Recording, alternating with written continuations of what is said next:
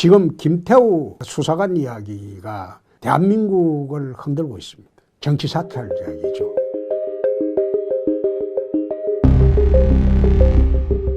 그런데 정치 사찰 이야기를 하자면 실정적인 것만 내가 몇 가지 이야기를 하겠습니다.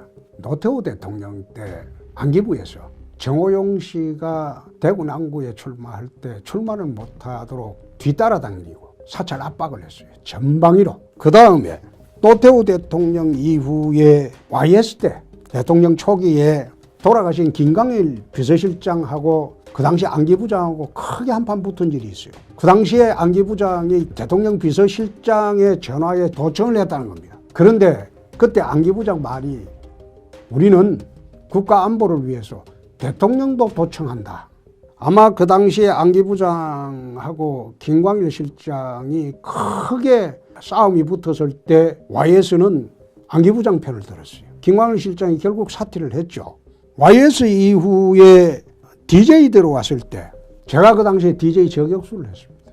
DJ 저격수를 할 때 저희 집 앞부터 그 당시 국정원 요원들이 봉고차에 숨어서 따라다녔습니다. 그래 따라다녀도 나는 의당 고위공직자 그리고 국회의원들은 사찰을 당해도 된다. 그런 생각으로 나는 살고 있습니다. 또 여태 그래 살아왔고 그게 옳다는 건 아니고 정권을 운용하려다 보니 그렇게 할 수도 있겠다. 나는 그런 생각을 했어요. 그래서 이제 노무현 대통령 시절에 넘어왔는데 그 당시에 이제 고영구 국정원장인가 하시는 분이 인사청문회가 있었습니다. 제가 국회 정보위원이었죠. 근데 인사청문회를 할 때 고영구 국정원장 후보가 제가 집에 도착하자마자 바로 전화가 왔습니다. 그 당시에는 집 전화죠. 내가 온 줄 어떻게 알고 전화를 했을까요? 밖에서 따라다니는 그 당시에 국정원 요원들이 방금 집에 올라갔습니다. 그리고 우리 집에 전화가 온 겁니다. 그래서 내가 고영구 국정원장 그분은 제야 시절에 변호사 하실 때도 제가 알고 있는 분이기 때문에 내가 그런 이야기를 했습니다. 안 따라다니셔도 됩니다.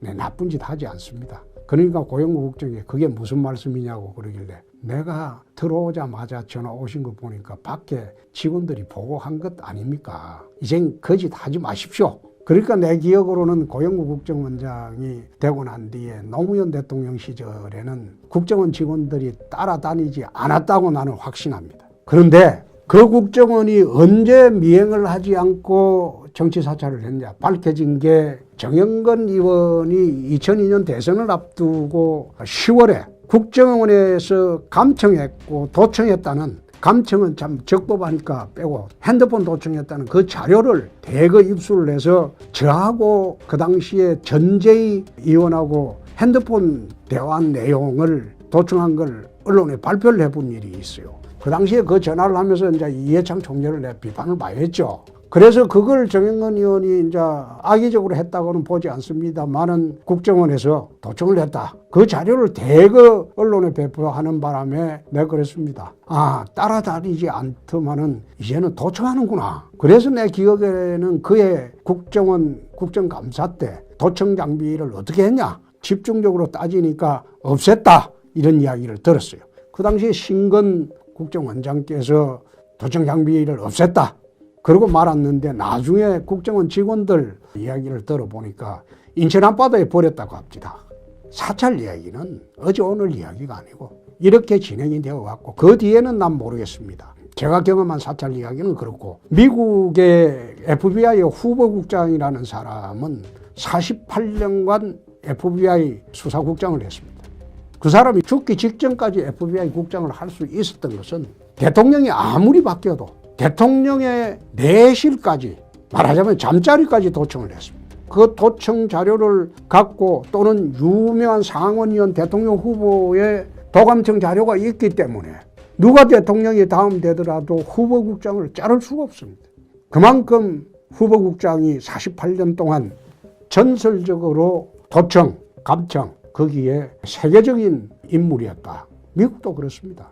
CIA가 감청하고 도청하는 것 그것은 미국 사회에서도 공공연히 국가의 안전보장을 위해서 도감청한다. 그 인정이 됩니다. 그러나 지금 하는 이 김태우 수사관이 한 행동은 뭐냐? 청와대에서 한 거는 이거는 이 사람들이 어떻게 정권을 잡았습니까?